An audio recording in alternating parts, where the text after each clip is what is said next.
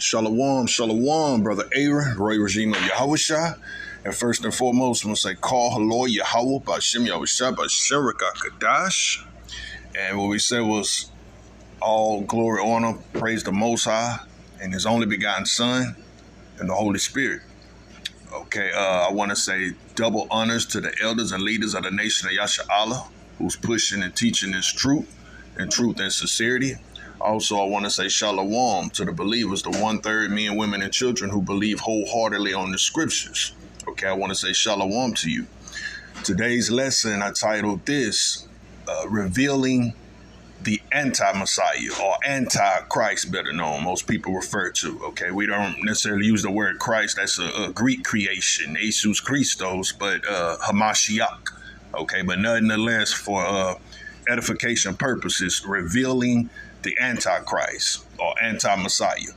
All right, so that's what we're doing, just going throughout the Bible. We're going to look at the precepts and let the Bible explain itself. Okay, there's a misconception of when people refer to Antichrist. Okay, we've been taught through plantation dogma, religion, Christianity, that the world is waiting for this particular one man, this evil man that's going to pop up on the scene in the last days, and he's going to have supernatural sci-fi type of power, calling fireballs from heaven and all these different things. Okay, that's been intentionally done. That's to divert and mislead the masses so you won't know what to really look for according to the scripture. Okay, so that's been a lie, and most people believe that. They talk about Antichrist as if the world is waiting for this one supernatural evil man. Okay, and that was intentionally done to divert you. Okay, but the scriptures, like we say, explains itself. Okay, what I want to do, we're going to open up with the definition of anti, so we can be specific what this means. Always good to go into the meaning of words. Okay, so anti.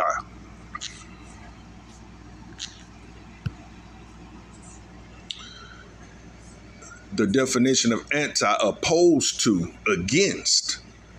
Okay, a person opposed to a particular policy, activity, or idea.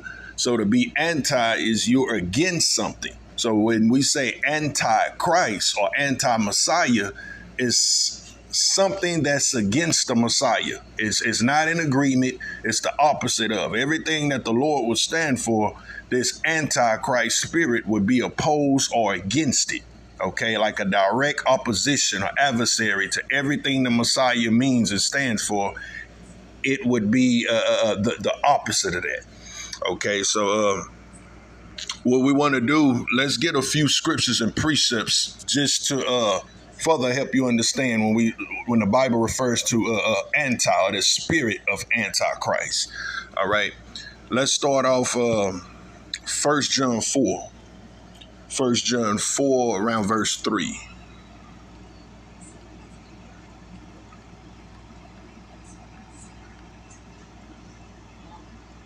But we're going to pick it up from the top. Let's do that. 1 John 4 and 1. Beloved, believe not every spirit, but try the spirits whether they are of Yahweh, because many false prophets are gone into the world. Hereby know ye the spirit of Yahweh. Every spirit that confesseth that Yahweh Shah is come in the flesh is of Yahweh. And every spirit that confesseth not that Yahweh Shah Mashiach is come in the flesh is not of Yahweh. And this is the spirit of Antichrist. Wherefore ye have heard that it should come, and even now already is in the world. So even during the time of this epistle, okay, look at what John is saying about this spirit of Antichrist. So listen carefully. I'm going to read verse 3 again. And every spirit that confesseth not that Yahweh Shah Mashiach is come in the flesh is not of Yahweh. And this is the spirit of Antichrist. So remember that definition of anti again. So any spirit that confesseth that Yahweh Shah didn't come in the flesh, any spirit that's against what the Messiah stand for, is the spirit of Antichrist. This is the last part of verse 3. Wherefore you have heard that it should come. Like most of us has been taught to wait on the end. This Antichrist is coming, but look at what it said in the end. Even now, already it is in the world. So even during the time of the writing of this epistle, that spirit of Antichrist was already in the world.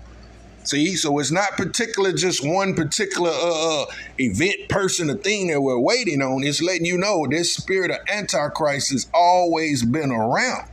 Okay, let's get another one. We're going to 2 John 7.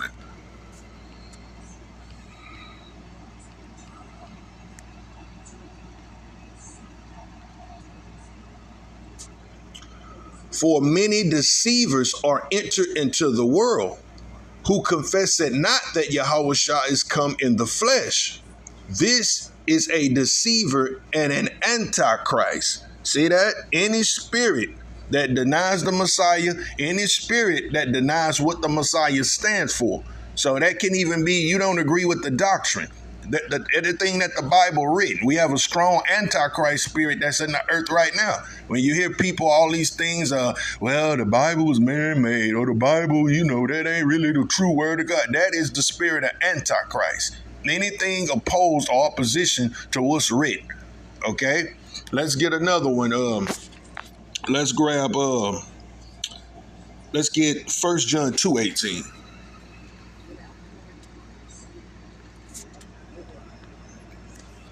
Little children, it is the last time, as ye have heard that Antichrist shall come.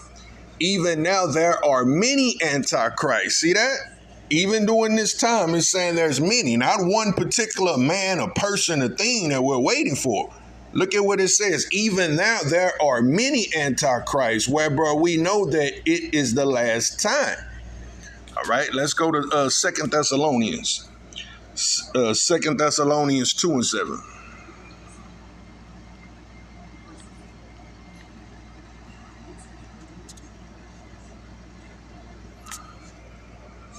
For the mystery of iniquity doeth already work. See that? Only he who now let it will let until he be taken out of the way. So this mystery of iniquity is the same thing of Antichrist. Iniquity is sin, or man of sin, or however you want to say it. It's the same thing, but it's letting you know nonetheless, this spirit of iniquity, this Antichrist spirit, it already exists. Okay, so get that out of your head, what they've lied to the world.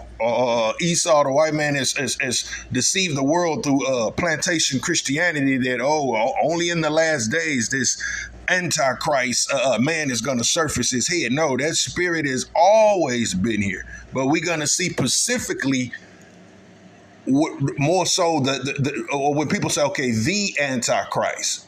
Okay, we're going to see nonetheless, it's a spirit, but it's more so of a people who push and promote this spirit upon the world. All right, so I tell you what, let's jump from the top. We're going to stay in 2 Thessalonians 2. We're going to pick it up from the top. Now I beseech you, brethren, by the coming of our Lord Yahushua Mashiach, and by the gathering together unto him, that ye be not soon shaken in mind, or be troubled, neither by spirit, nor by word, nor by letter, as from us, as the day of Yahushua is at hand. Let no man deceive you by any means, for that day shall not come, except there be a falling away first, and that man of sin be revealed, the son of perdition. Okay? So right here in this epistle is letting us know, don't be shaken or moved. He's letting us know that day, that ultimate great day, or the end cannot come. A couple things have to happen before the end can completely get here, or the end can come. That spirit of Antichrist, or when it says that man of Antichrist must be revealed. The man of sin or perdition. Perdition means son of hell.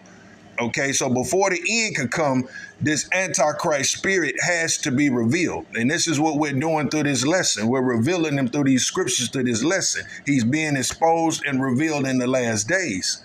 All right, so let's get a precept when it says verse 4. Let's see. What does it say about the falling away? Okay, verse 3. Let no man deceive you by any means, for that day shall not come except there come a falling away first, and that man of sin shall be revealed. So before the end could come, the man of sin has to be revealed, and there had to be a great falling away. Now, according to the precepts, let's see what that falling away was referring to. We're going to Luke 21, verse 24.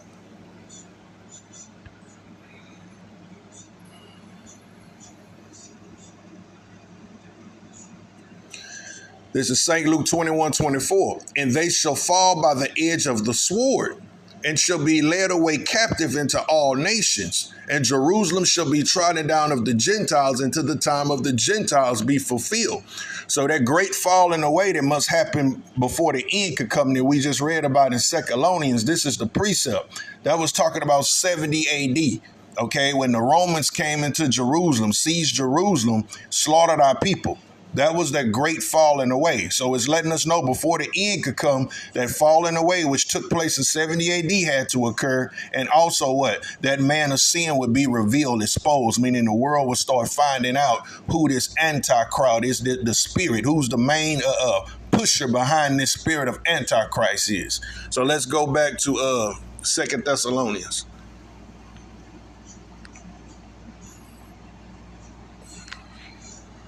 All right, verse 3 again. Let no man deceive you by any means, for that day shall not come except there be a falling away first that took place in 70 AD, and that man of sin be revealed, the son of perdition. Listen to verse 4. Who opposeth and exalt himself above all that is called Yahweh, or that is worship, so that he as Yahweh sitteth in the temple of Yahweh, showing himself that he is Yahweh. Okay, so this spirit of Antichrist, this is what it would do. It's something that opposes and exalts himself above all that is called God. Now, we already looked at the definition of anti. It means against, contrary to, oppose. So this Antichrist spirit would be in direct opposition of the Most High. And he would sit in the temple as he is the Lord. That means he would push and promote himself as God. Okay, he would try to take the place of being the Most High. Verse 5, remember thou that when we was yet with you, I've told you of these things. And now ye might know that withhold it, that he might be revealed in his time. Okay, and this is the time that the world is finding out who this man is. They finding out. It said he will be revealed in his time. Well, he's being revealed, okay, through the mouth of the prophets. The spirit has been poured out in the last days, and the world is starting to see clear who this Antichrist people are. All right. Verse 7 again, for the mystery of iniquity already worketh. Only he that let will let until he be taken out of the way. All right. So now let's grab some more precepts. We go into Matthew 24:15.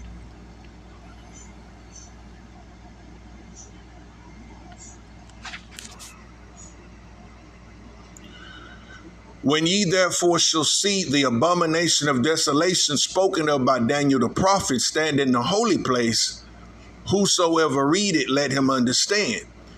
Then let them which be in Judea flee into the mountains. Okay, so these are two of the main scriptures that people go to when they refer to Antichrist. What we just read in Thessalonians about who opposes and exalt himself above all that is called God. And also this one right here. Okay, so once again, we just connecting the precepts to see what is this talking about. Okay, so again, when therefore you shall see the abomination spoken of by Daniel the prophet stand in the holy place, whosoever read it, let him understand. All right, so let's go to Daniel the prophet to see what this is referring to. So let's go to Daniel 9 and around the 26th verse.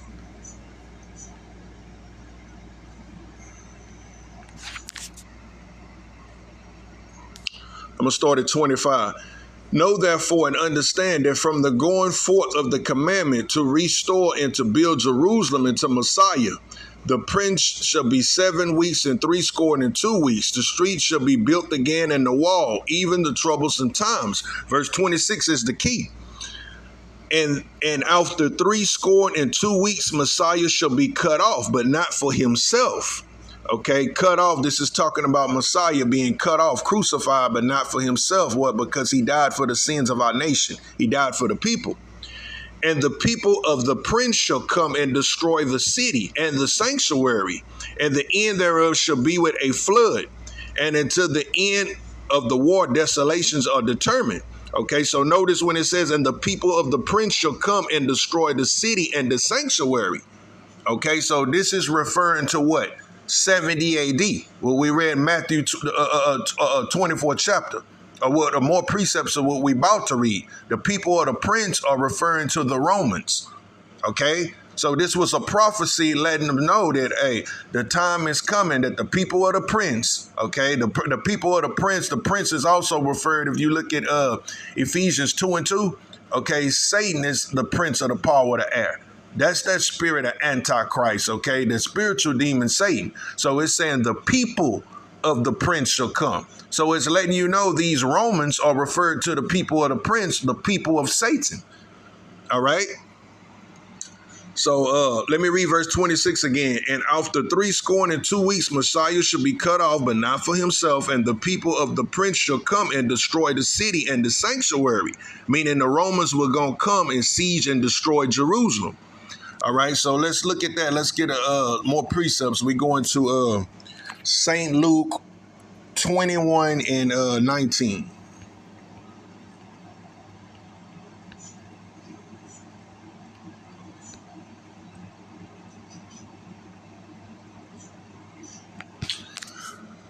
St. Luke 21 and 20.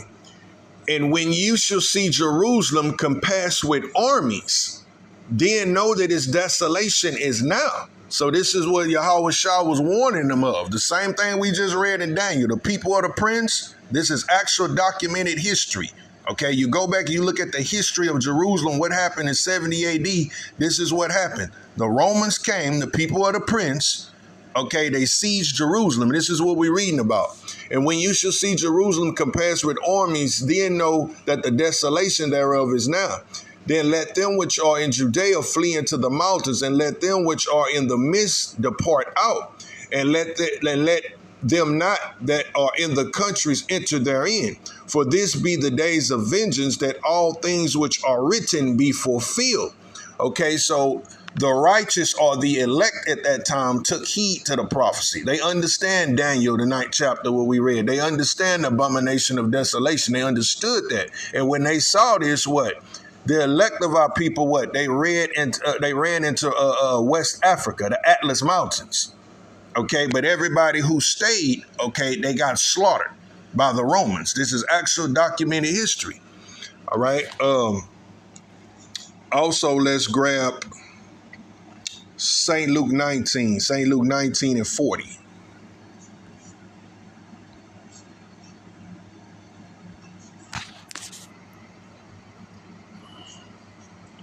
We're going to start at 41. And when he was yet come, he beheld the city and wept over it. So this is talking about Yahweh Shai. This is part of the reason why Yahweh Shai wept. Okay, he knew what was coming to the city of Jerusalem. Okay, he already knew, okay, well, the Romans going to come in, they're going to siege the city, slaughter the people. Verse 42. Saying, if thou had known, even thou at least in this day, the things which belong unto thy peace, but now they are hid from thy eyes. For the days shall come upon thee, that thy enemies shall cast a trench about thee, and compass thee round about, and keep thee in on every side.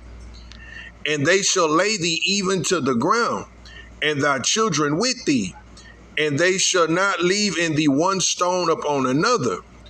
Thou knowest not the time of thy visitation. Okay, so once again, this is Yahweh Shah speaking on 70 AD.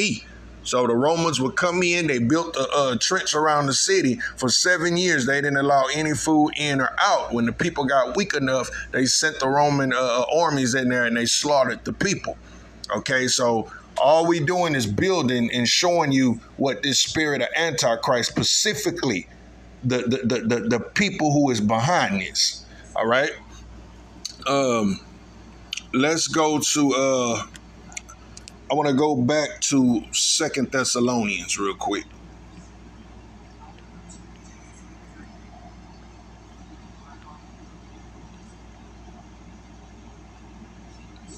Second Thessalonians 2, and let me read verse 4 again. Who oppose it and exalt himself above all that is called God or that is worshipped, so that he as God sitteth in the temple as God, showing himself that he is God. So remember, this, whoever this is talking about, they would put them in themselves in a position to be honored or looked to as God. All right, so let's go to Isaiah 14 now.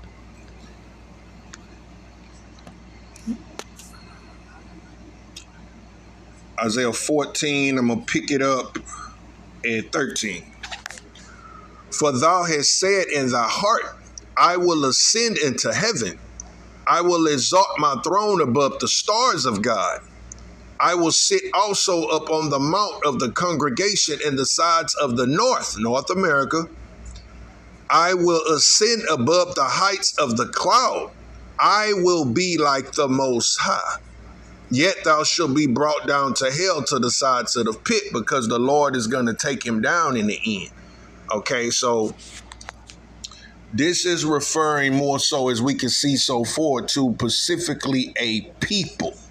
So not one particular man, but this is talking about a nation or race of people who would be directly opposed, directly opposition and against anything of the Lord, anything of the Messiah.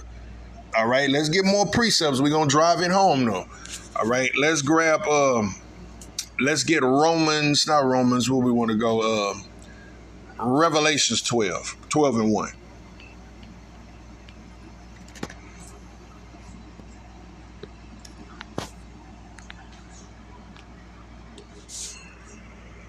And there appeared a great wonder in heaven, a woman clothed with the sun and the moon under her feet, and upon her head a crown of 12 stars.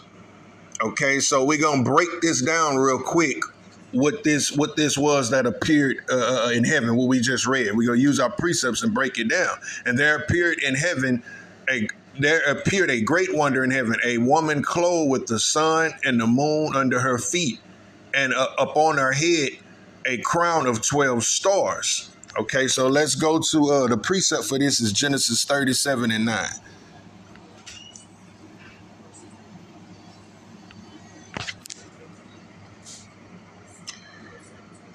This is Joseph's dream we're reading about. And he dreamed yet another dream, and told it to his brethren, and said, Behold, I have dreamed a dream more. And behold, the sun and the moon and the 11 stars made obeisance unto me.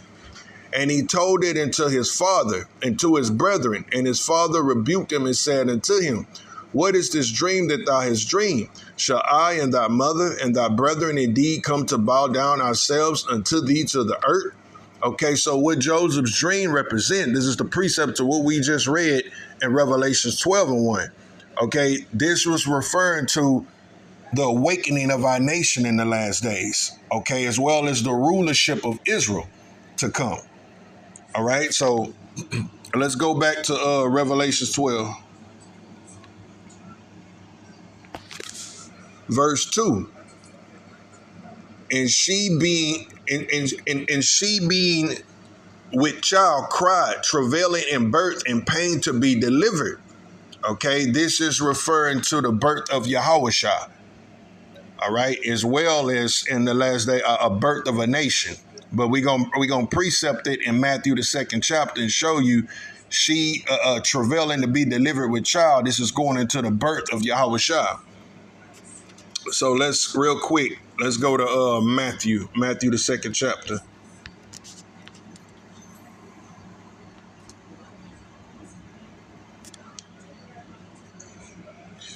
Now when Yahushua was born in Bethlehem of Judea in the days of King Herod, behold, there came wise men from the east to Jerusalem, saying, Where is he that is born King of the Jews? For we have seen his star and have come to worship him. So going back to Joseph's dream, that's the part I forgot to mention. That also represented what? The coming of our Messiah. Okay, it represented the awakening of Israel in the last days, but it also represented the coming of our Messiah. This is what the wise men also saw. Okay, that star in the east. All right. Let me go back real quick. Revelations 12.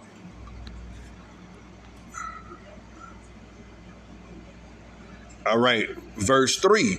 And there appeared another wonder in heaven, and behold, a great red dragon, having 7 heads and 10 horns, and 10 crowns upon his head. Okay, so this great red dragon is going into, that's talking about the Roman Empire. Esau, Edom, the so-called white man. His empire is referred to that great red dragon. All right. And his tail drew, verse 4, and his tail drew the third part of the stars of heaven and did cast them to the earth. And the dragon stood before the woman which was ready to be delivered, for to devour her child as soon as it were born. So remember, this great red dragon represents the Roman Empire, Esau, Edom, the so-called white man, and he's ready to deliver the child, which is Yahweh Shah. Soon as the child was born, he's ready to devour the child, because they understood the prophecy about a Messiah to come to what? Redeem the nation of Israel. The world is always, Esau, Edom, our enemies has always understood that there will come a savior, a deliverer, that will die for the sins of the nation, and one day what? Have dominion and rulership over the whole earth. Therefore, that great red dragon was waiting to devour that child, kill the child as soon as he be delivered. Okay, so let's go back to Matthew, use our precept. Matthew 2, and let me pick it up from the top again. Now, when Yahushua was born in Bethlehem of Judea in the days of Herod the king, behold, there came wise men from the east of Jerusalem, saying, where is he that is born king of the Jews? For we have seen his star in the east and have come to worship him. When Herod the king had heard these things, he was troubled, and all Jerusalem with him. And when he had gathered all the chief priests and the scribes of the people together, he demanded of them, where Yahushua should be born? And they said unto him, in Bethlehem of Judea, for thus it is written by the prophet, and thou Bethlehem, and in the land of Judah, art not the least among the princes of Judah, for out of thee shall come a governor that shall rule my people Israel. See, that was the prophecy. The prophecy said there will come a governor, talking about Yahweh Shah, who's going to rule over the people. Now, at that time, who was king, who was ruler over us at this time? Herod, the Romans. Herod was a so-called Edomite, white man. Okay, he was the king over Israel at that time. Because at that time, we were under Roman occupation. Okay, well, the Romans were over us, so this didn't sit well with Herod. Okay, so let's continue reading verse 5. They said unto him, we left verse 6. And in Bethlehem of Judea, in the land of Judah, are not the least among the princes of Judah, for out of these shall come a governor that shall rule my people Israel. Then Herod, when he had privily called the wise men, inquired of them diligently what time the star appeared. And he sent them to Bethlehem and said, go and search diligently for the young child. And we have found him. Bring me word again that I may come and worship him also. Okay, so he wasn't really trying to worship him. He was secretly trying to kill him. So let's jump down to verse 12. Then being warned of Yahweh in a dream that they should not return to Herod, they departed in their own country and went another way. Verse 13. And when they had departed, behold, the angel of the Lord appeared unto Joseph in a dream, saying, arise, take the young child and his mother and flee into Egypt, and be thou there until I bring thee word, for Herod will seek the young child to destroy him. See that? So Herod knew the prophecy that Yahweh Shah was born to what? Be the governor and ruler over the nation of Israel. Okay, so his whole job, he wanted to destroy him. Okay, he sent word, act like he wanted to worship him, but his whole job was to destroy him. So when we go back to Revelations 12,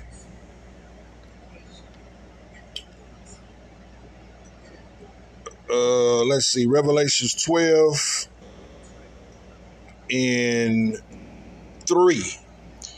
And there appeared another wonder in heaven. Behold, a great red dragon, having 7 heads and 10 horns and 7 crowns upon his head. So now you understand that great red dragon was going into the Roman Empire. Okay, Esau, Edom, the so-called white man, having 7 heads and 10 horns. The 7 heads are going into the 7 rulerships of Esau, which would be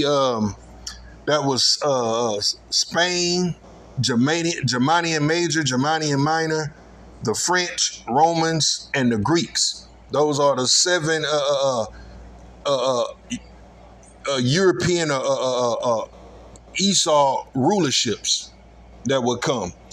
And then the end of verse 3, having 7 heads and 10 horns and 7 crowns upon his head. The 10 horns are what's referred to as the European coming market, or today we refer to that as NATO.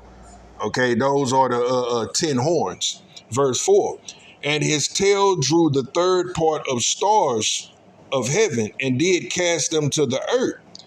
And the dragon stood before the woman which was ready to be delivered, for to devour her child as soon as it was born. So that's what we just read about in Matthew, the 2nd chapter. Herod waiting to kill Yahushua as soon as he was born. Also, there was a decree that went out during the time of the birth of Yahushua. That was a decree that all Hebrew boys, okay, all Hebrew baby boys will be put to death, okay, in search of the Messiah.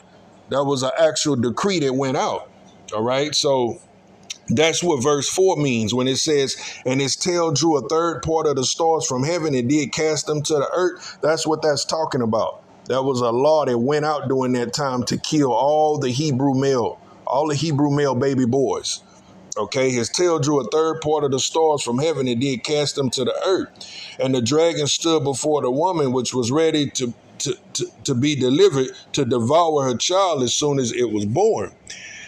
And she brought forth a man child who was to rule all nations with a rod of iron, and her child was caught up unto Yahweh and to his throne. So verse 5, that man child is Yahushua, who will rule all nations with the rod of iron. And when it says he was caught up to God in the throne, he came, he did what he was supposed to do. He died, shed his blood to redeem the nation of Israel. And what? He went to sit at the right hand of the Father to this day. All right. Verse 6. And the woman fled into the wilderness where she had a place prepared for her of Yahweh, that they should feed her 1,203 score days. So that place prepared to the wilderness was what we read about in Luke, okay, when it said, when you shall see Judea compassed with armies, know that thy desolation is now, flee. Okay, flee into the mountains, roughly paraphrasing, but this what this was talking about. Okay, we fled. When we saw Jerusalem compassed with armies, okay, the righteous, the ones that took heed to the prophecy, they fled into West Africa, the Atlas Mountains, okay, away from the serpent. And they was protected there for a time. This is what this is going into. Verse 6, and the woman fled into the wilderness where she had a place prepared of Yahweh, that they should be fed there 1,203 score days, okay? Because Africa was always considered the wilderness, but also any place outside of Jerusalem where we're scattered. Like today, we're scattered throughout the 4 corners. We're not in our homeland. Any place outside of Jerusalem will be considered the wilderness as well, all right? Verse 7, and there was a war in heaven. Okay, now this is speeding up into the last days. Okay, the time we're coming into now. And there was a war in heaven. Michael and his angels fought against the dragon, and the dragon fought and his angels and prevailed not. And there was no place found for them in heaven. And the great dragon was cast out, that serpent of old called the devil and Satan, which deceiveth the whole world. He was cast out into the earth, and his angels were cast out with him. Meaning the Lord ultimately is going to have to come back and take him out of power, take him out of rulership. Okay, the Lord, along with Michael, the archangel, is going to come in the last days, that great war, and overthrow this man. Okay, because unto then, he's going to be in power or rulership all the way into the end. That's what that's going into. Okay, quick precept. Let's go to Daniel 12:1.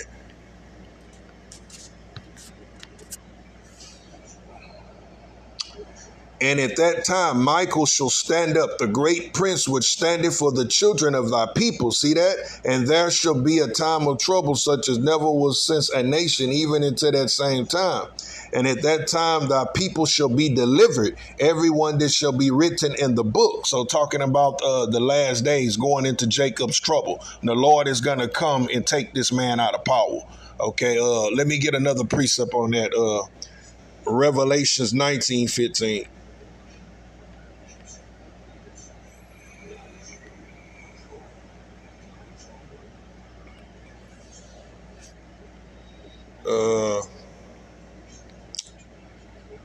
Let me start at 14. And the armies which were in heaven followed him up on white horses, clothed in fine linen, white and clean. And out of his mouth goeth a sharp sword, that with it he should smite the nations, and he shall rule them with a rod of iron. And he shall trim the winepress of his fierceness and the wrath of Almighty Yahweh. All right, so he's coming back. This is talking about Yahushua at his return, coming back to take down the nation, specifically the top nation who's going to be in charge, which is Esau, Edom, the so-called white man. So when you look at the end of verse 15, well, let me read 15, the whole part. Out of his mouth goeth a sharp sword, that with it he should smite the nations, and he should rule them with a rod of iron. And he trended the winepress of the fierceness and the wrath of Almighty God. Okay, so another precept, let's go to Isaiah 63.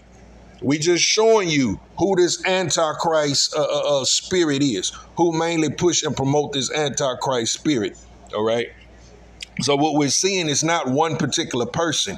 It's really a people who promote and push and oppose everything against the Most High. So Isaiah 63 and 1.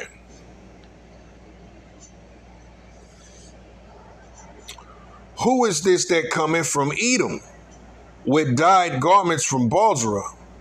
This that is glorious in his apparel, traveling in the greatness of his strength.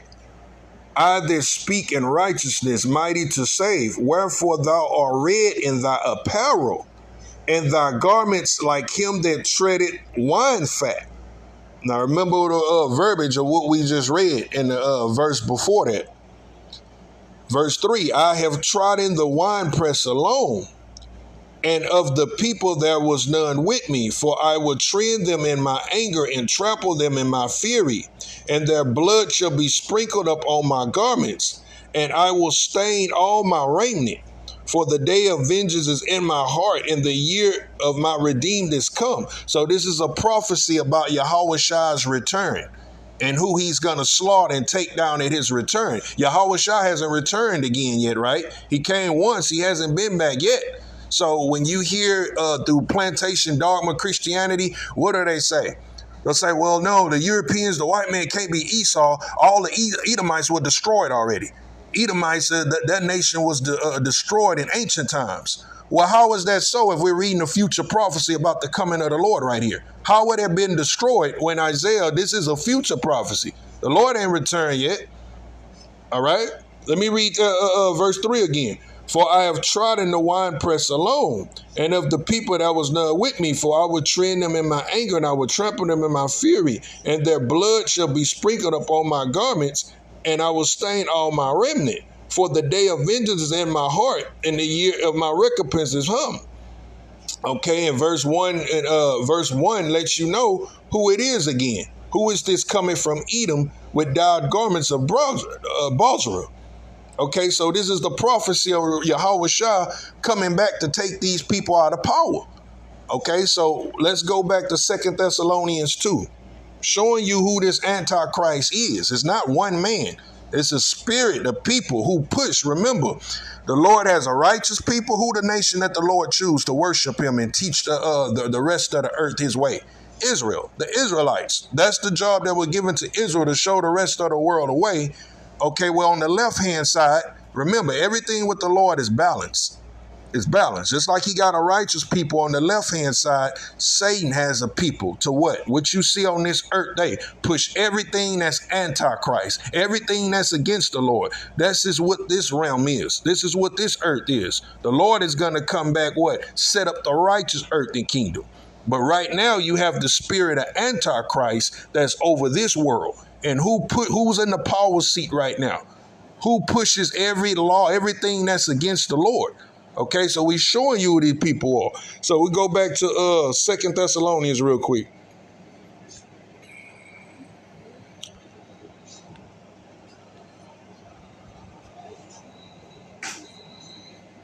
What part I want?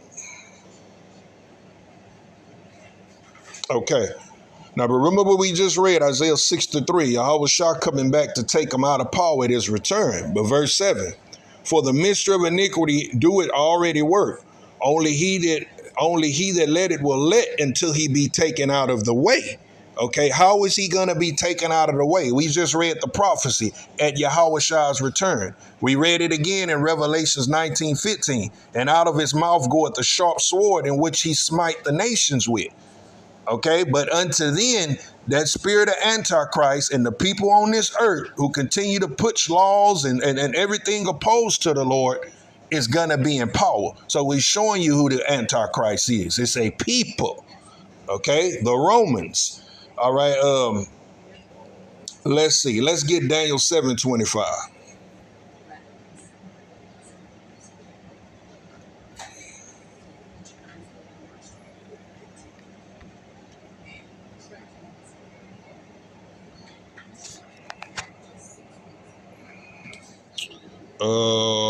I'm going to start at 23. Thus he said, the fourth beast shall come forth. Let me read that again. Thus he said, the fourth beast shall be the fourth kingdom upon the earth, which shall be devised from all the kingdoms, and shall devour the whole earth, and shall tread it down and break in pieces. And the 10 horns out of this kingdom are 10 kings that shall arise, and another shall arise after them, and he shall be diverse from the first, and he shall subdue 3 kings. Verse 25 is the point I want. And he shall speak great words against the Most High. So once again, remember that anti-definition of what Antichrist means. It's in direct opposition. Remember what we read in 2 Thessalonians, who oppose it and exalt himself above all that is called God, that sitteth in the temple, showing himself that he is God. Okay, so this man would flip everything, showing himself that he is God. This is why when you look, okay, you want to find out about God up until today, why do people run to the so-called Christian church? When you think of God, or you close your eyes and you say, what's the name they promoted across the world? Jesus. What's the first image come to your mind? That so-called white image. Okay, that's all part of the Antichrist, because it's not biblical. It's a lie. All right, so verse 25. And he shall speak great words against the Most High, and shall wear out the saints of the Most High.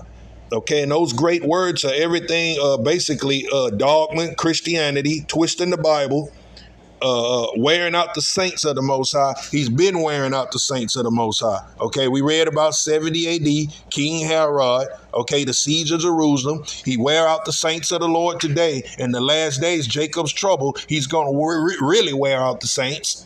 Okay, so, and he shall speak great words against the Most High, and shall wear out the saints of the Most High, and think to change times and laws, and they shall be given into his hands, into a times and dividing of times. And he does think to change times and laws. Okay, if you look at everything that the Lord say is right, okay, he comes along and flips it and say is wrong. Everything that the Lord say is wrong, he says is right. Okay, that's what, Isaiah 5:20?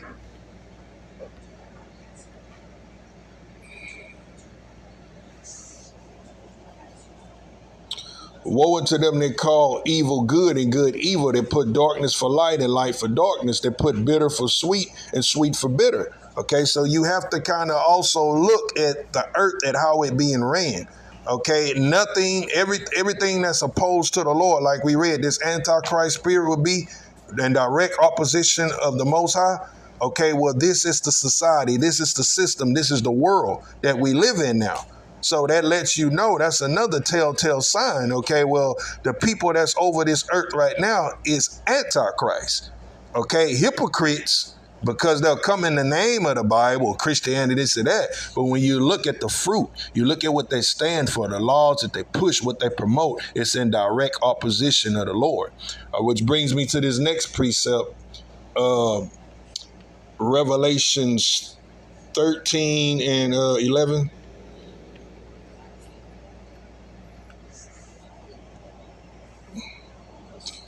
And behold, another beast coming out of the earth, which had two horns like a lamb, and he spake as a dragon, going into his hypocrisy. The two horns would be like this democracy system. Say you got a Democrat, Republican. Okay, they put one thing, or they speak one thing. Okay, they come as a lamb, like, okay, in the name of Christianity, Christian nation, this and that. But when it says they spake as a dragon, okay, their fruit, what they actually do, the laws they push, what they promote, okay, is not of the Lord. Everything from homosexuality to transgenderism, the abortions, everything is in direct opposition or opposed to the Lord. All right. I have a video I want to play real quick.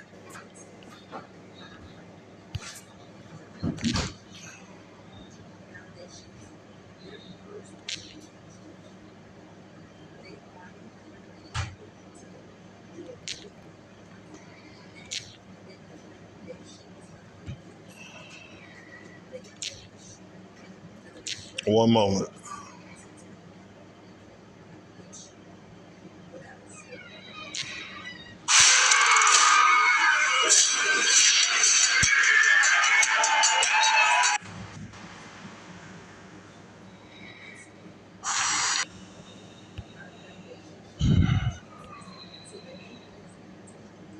You don't want nobody from Louisiana, baby. Did you see them cases? Yeah, hold on a minute. You don't want nobody from Louisiana. Don't say. Okay.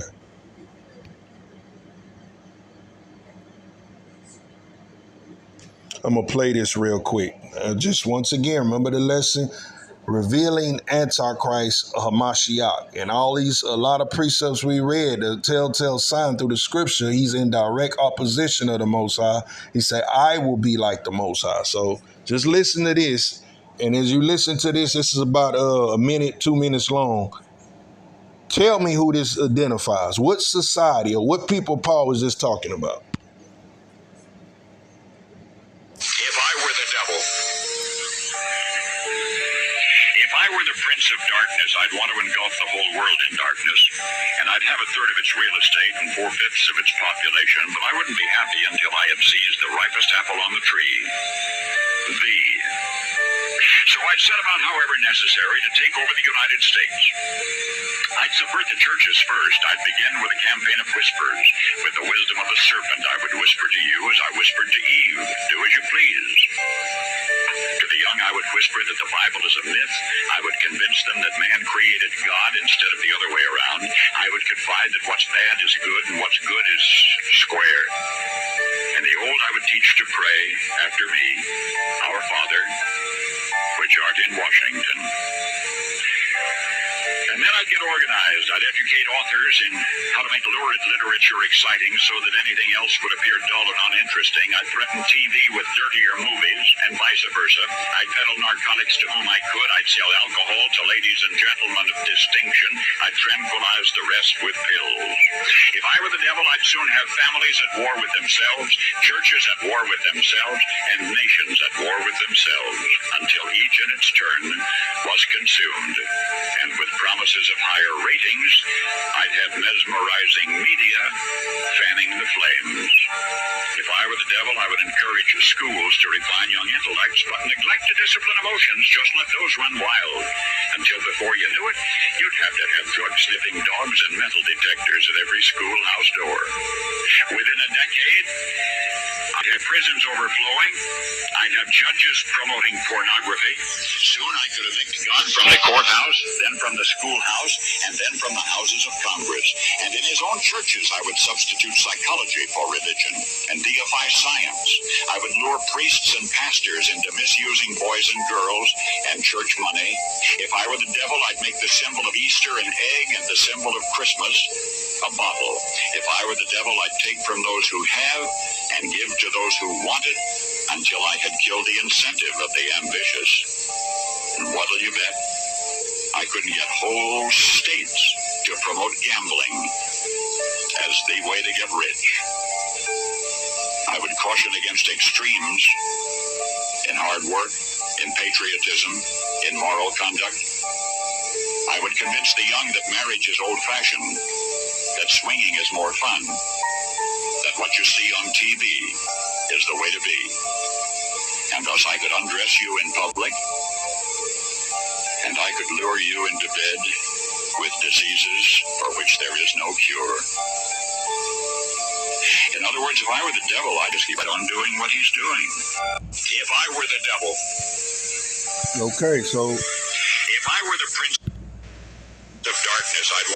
All right, so you heard that. If I were the devil, I'd just keep on doing exactly what I'm doing. What society is that talking about? Okay? You see that? So we're revealing you and say Antichrist. This is not one man, a boogeyman's going to pop up on the scene in the last days and do all this evil. No, this is a people. This is a people. The Roman Empire. Who are the Romans today?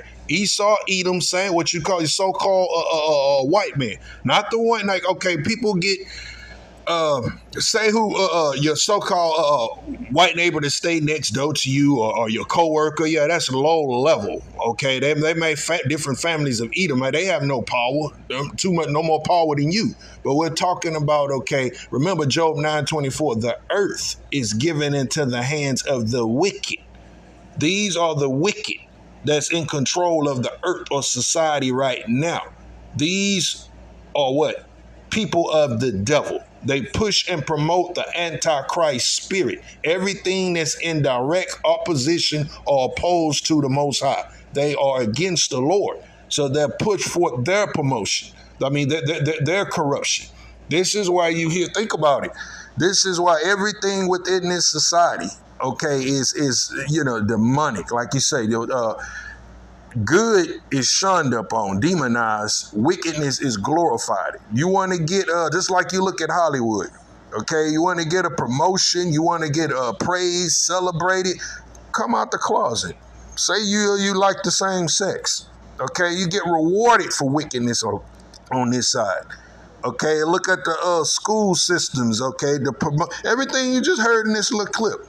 If I was the devil, I push wickedness to your children, drugs, alcohol, smoke shops on every corner, all of these things. This is the devil's society. This is the Antichrist spirit and the people that promote this spirit within the earth right now.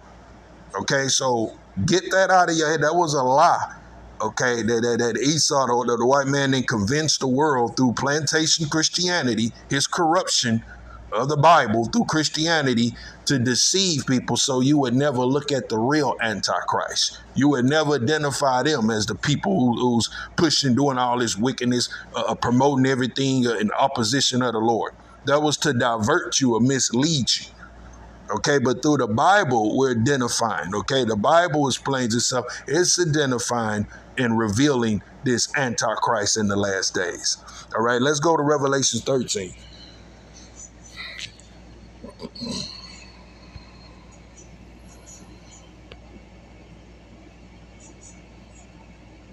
Let's see. Let's see where I want to start here.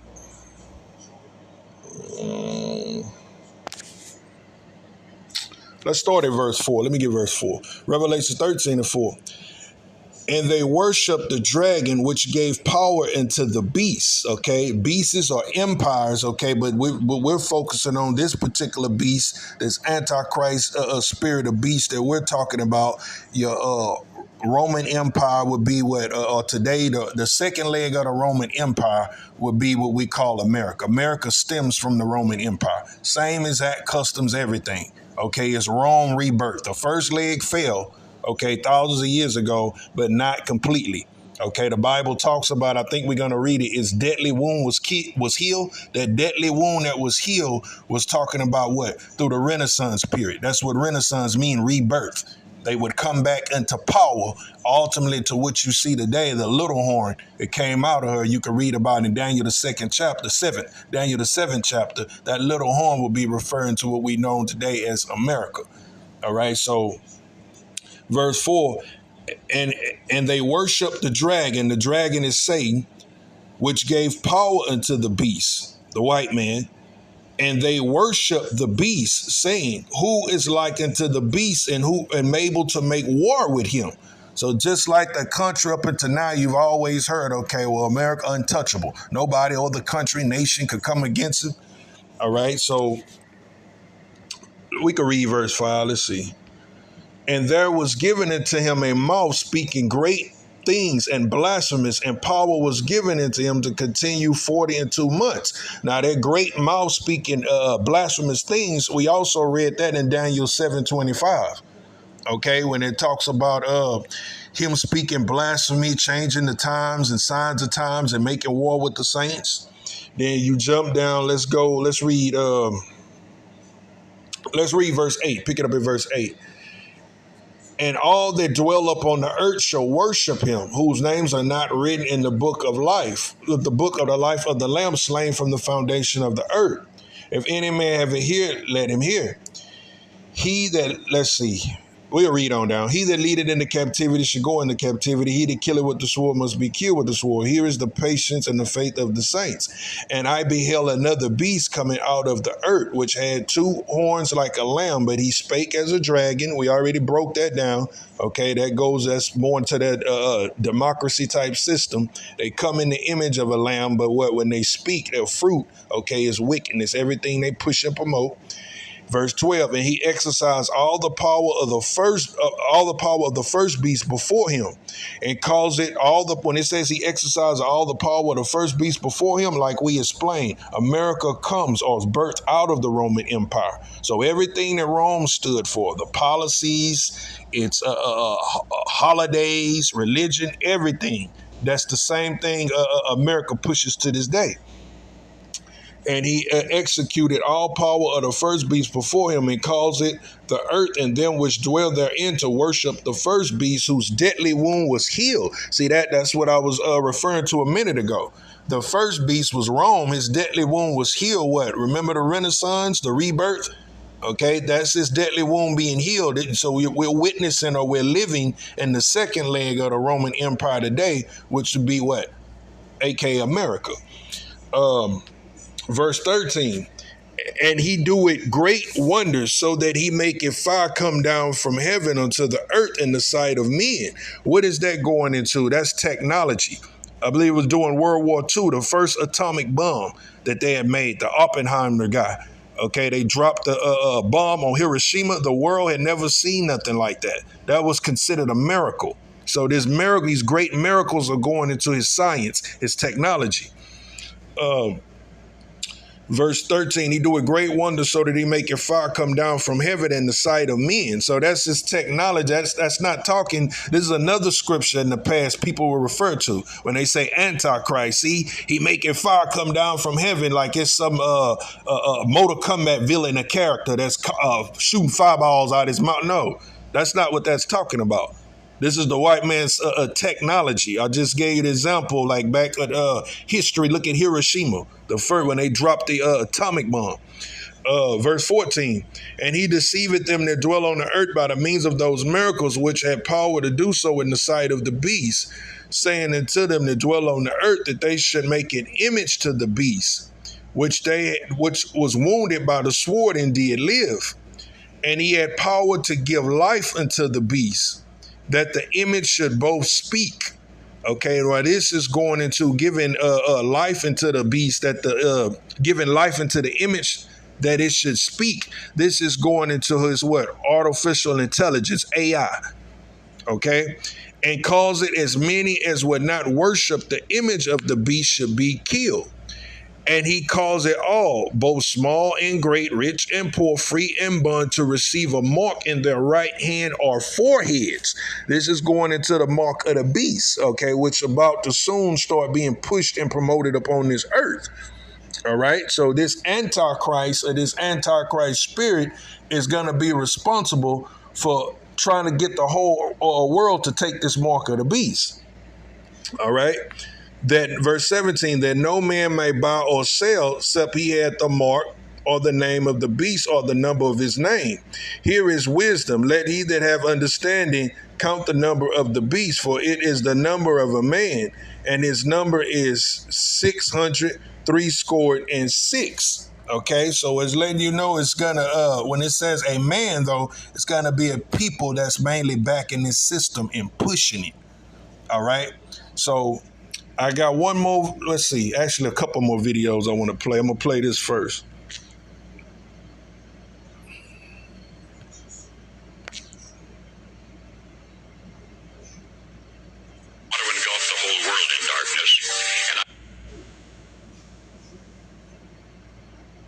So remember we read, he calls it all, both small and great, rich and poor, to receive a mark, going to the mark of the beast, all right? We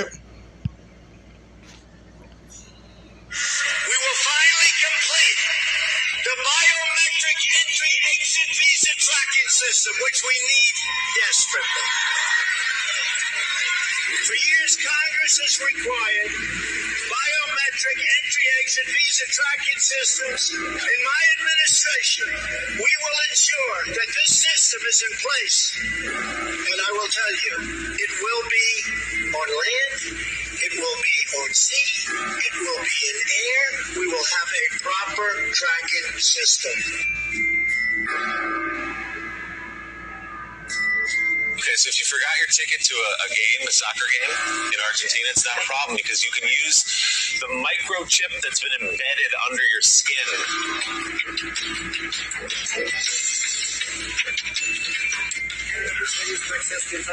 So let's see if we get into this particular. This is how I do it. We will finally complete. You see that? Now let's go back to Revelations 13:16. And he calls it all, both small and great, rich and poor, free and bond, to receive a mark in their right hand or forehead. Okay, so a tracking system. But also with that, verse 17, that no man might buy or sell except he had the mark or the name of the beast or the number of his name. All right, so all we doing, once again, through the precepts, through the scriptures, we're identifying this Antichrist. So not one man. One part can't come along and do all of this, okay? May have the face of one man, may be the leader, representative of it, or at the forefront of it, but nonetheless, we see an Antichrist is a system. It's a spirit and it's an entire system that's back. Okay, another precept, let's get Revelations 16:13. So remember we read it deceived those by the way of those miracles. Okay, so, and we read that what the dragon gave him his power. So their power and a lot of this stuff, the information, technology, comes from Satan. All right. So let's get what we said, Revelations 16:13.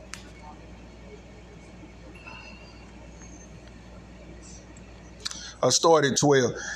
And the sixth angel poured out his vial upon the great river Euphrates, and the water thereof dried up by the way of the kings of the earth. The kings of the east might be prepared. Verse 13.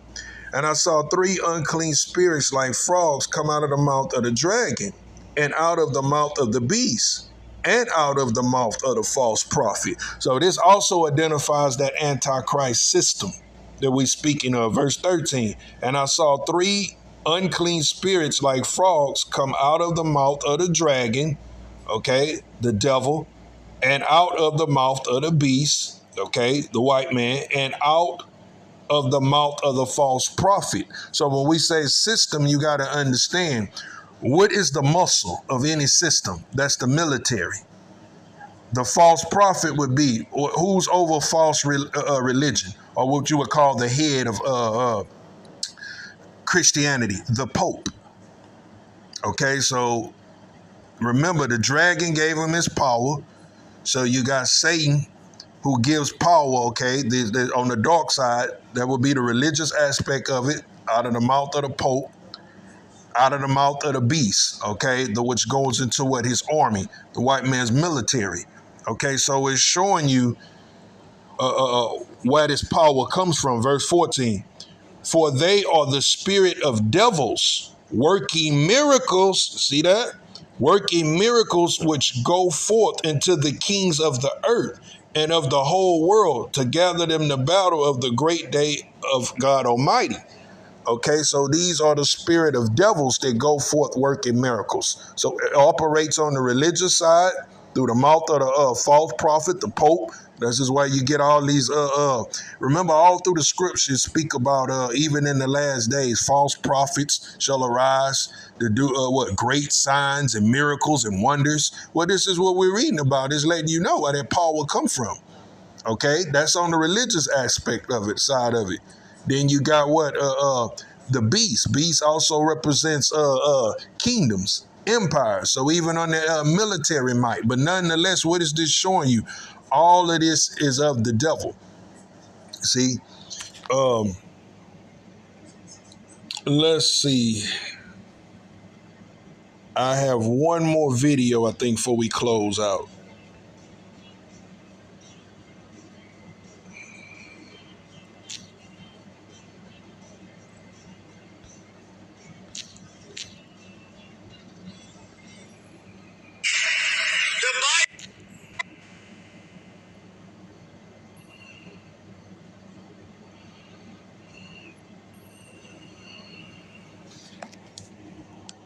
Cornelius, come here. Reach into my pocket. Read to him the 29th scroll. Now, before I play this, just remember, okay, they put truth in movies, okay, in plain sight. Hidden bits and pieces of truth. For those who know. Okay, but nonetheless, just listen to the message that even they just showing you, they know. Listen to the hidden message that's in this. This is the original Planet of the Apes movie, but look at what they referred to the white man as. Just listen. Cornelius, come here. Reach into my pocket. Read to him the 29th scroll, 6th verse. Beware the beast man, for he is the devil's pawn. Alone among God's primates, he kills for sport, or lust, or greed. Yea, he will murder his brother to possess his brother's land.